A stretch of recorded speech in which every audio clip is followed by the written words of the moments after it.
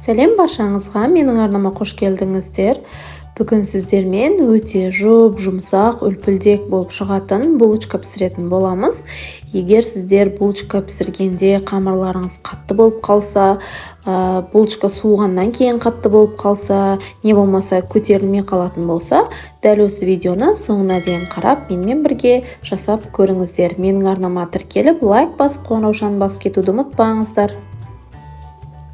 Ең алдымен үлкендеу қамыр илейтін ыдысқа 2 жұмыртқаны саламыз, үстіне қант саламыз. Сосын еріген сары майды саламыз. Сары май не болмаса 72%-дан жоғары маргарин қолдансақ болады. Үстіне аздап тұз салып, барлығын жақсылап араластырып аламыз. Барлық заттардың мөлшерін видеоның астына жазып қалдыратын боламын, сол жерден көрсеңіздер болады. Енді осының үстіне жылы сүтті құямыз, дрожжи саламыз, тағы да жақсылап араластырып аламыз. Сүт бізде қатты ыстық болмау керек, орташа жылылықта болуы керек. Үстіне аздап ваниль қосамыз. Ванилин міндетті емес, бар болса қосыңыздар. Үстіне ұнның азырақ бөлігін саламыз. Ұнның барлығын бірден салмаймыз. Дәл осылай аз-аздан салып, араластырып аламыз. Барлығын бірден салып жіберсек, қамырымыз қатты болып қалуы мүмкін. Сондықтан қамырымыз жұмсақ, үлпілдек болып шығу үшін дәл осылай аз-аздан салып араластырып аламыз. Жұмсақ қамыр илейміз. Бетін жақсылап пищевая пленкамен жауып, сыртын орап, 2 сағатқа көтерілуге қалдырамыз. 2 сағатта қамырымыз дәл осылай өте жақсы көтеріліп шықты. Енді қолымызды майлап отырып, қамырды тағда бір рет жақсылап илеп аламыз. Дәл осылай видеодағыдай қайта-қайта қолымызды майлап илеп аламыз. Май біздің кәдімгі үйде қолданатын, тамаққа қолданатын майымыз. Тағда бетін жауып, тағда бір жарты сағатқа қалдырамыз. Жарты сағатта тағда кішкене көтеріліп шығады. Енді оны алып, өзімізге ыңғайлы домалақ бөліктерге бөліп аламыз. Булочкаларымыздың үлкен кіші болуы өз қалауларыңызға қарай. Мен дәл осындай орташа көлемдегі домалақтар жасап алдым.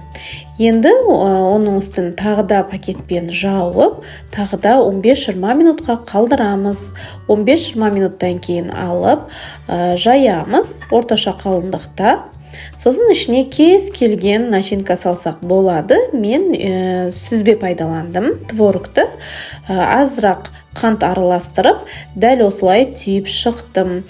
Сіздер вареная сгущенка салсаңыздар болады, не болмаса ештеңе салмай, жай ғана булочка пісірсеңіздер де болады. Дәл осылай видеодағыдай түйіп аламыз. Барлығын листке жайғастырып шығамыз. Тағда бетін жауып, 15-20 минутқа қалдырамыз. 15-20 минутта осылай кішкене көтеріліп шығады. Бетіне жұмыртқа жағамыз. Сосын үстіне мен аздап мак сеудім. Сіздер сеппесеңіздер де болады, күнжіт сепсеңіздер болады. Пешімізді осы кезде қыздырып қойған болуымыз керек. 180 градуста қызып тұрған пеште 25-30 минут уақытта пісіріп аламыз. Әркімнің пеші арқалай қарап тұрасыздар. Үсті қызарып шыққан кезде пештен алатын боламыз. Міне біздің булочкаларымыз дәл осылай қызарып, бір тегіс қызарып шықты, дайын болды. Аламыз, өте жұмсақ, көрінісі қараңыздар қандай әдемі, тәбетті ашатын болып шығады. Ыстықтай жесеңіздер де, суытып барып жесеңіздер де өте дәмді болады, балаларға ұнайды деп ойлаймын. Менің балаларыма өте қатты ұнады.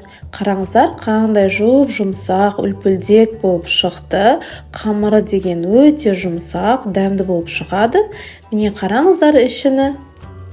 Сіздерде дәл осы рецептпен жасап көріңіздер. Сіздерде де дәл осылай жұмсақ болып шығады деп ойлаймын. Видеоның соңына дейін қарағандарыңызға рахмет. Менің арнама тіркеліп, лайк басып, қоңыраушаны басып кетуді ұмытпаңыздар.